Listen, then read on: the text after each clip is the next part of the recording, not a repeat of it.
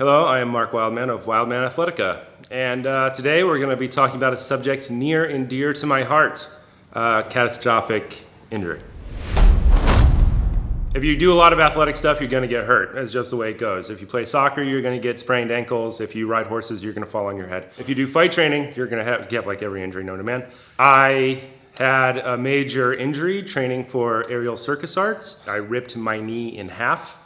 Completely ripped my PCL in half, my LCL in half, my popliteus tendon, and my meniscus. So like basically the worst knee injury you could possibly have. What that does is that sets you up for more injuries later in life. So even if you do your surgery and you recover, you're never truly recovered back to 100%. So when you're retraining yourself back from any type of injury, you have to make sure you pay a lot of attention to symmetrical balance, which means you have to train the left side of your body and the right side of your body equally. Oftentimes, symmetrical load, things like deadlifting and such, is not the best for people who've had major injuries because one side of their body is always going to be stronger than the other side of their body. And something in there is always going to get a little bit out of whack if you do a lot of symmetrical exercises. Defense mechanisms that your body has. Oftentimes, if you've been injured in the past, your body will force you to slow down if it thinks you're going to injure yourself. If your body has been hurt before, if it thinks it's going to hurt itself in the same way again, it will oftentimes lock down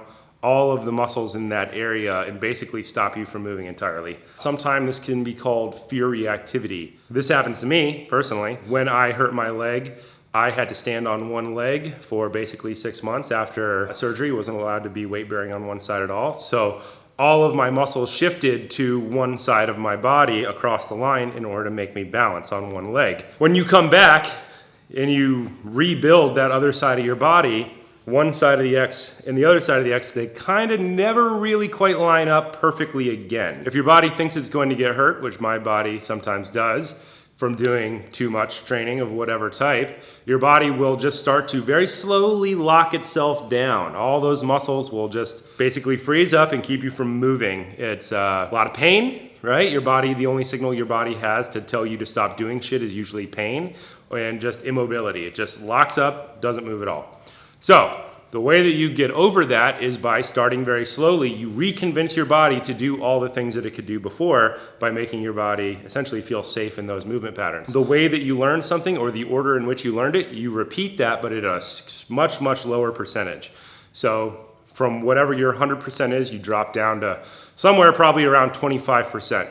And you rebalance the body back up on either side of the spine or either side of the leg, or doing whatever it needs to happen. And you go 25%, 30%, 35%, 40%, and you build back up very slowly. The slower the build back up, usually the better the result, and the less likely you are to piss your body back off and make it lock you back down. So, your body has a safety mechanism. Its only way to communicate to you is usually through pain. If it thinks you're doing too much, it's gonna lock it down and stop you from moving at all. This is common athletically with everybody who performs sports at a high level or anybody who does activities at a high level. This has been Mark Wildman with Wildman Athletica, talking about injury today.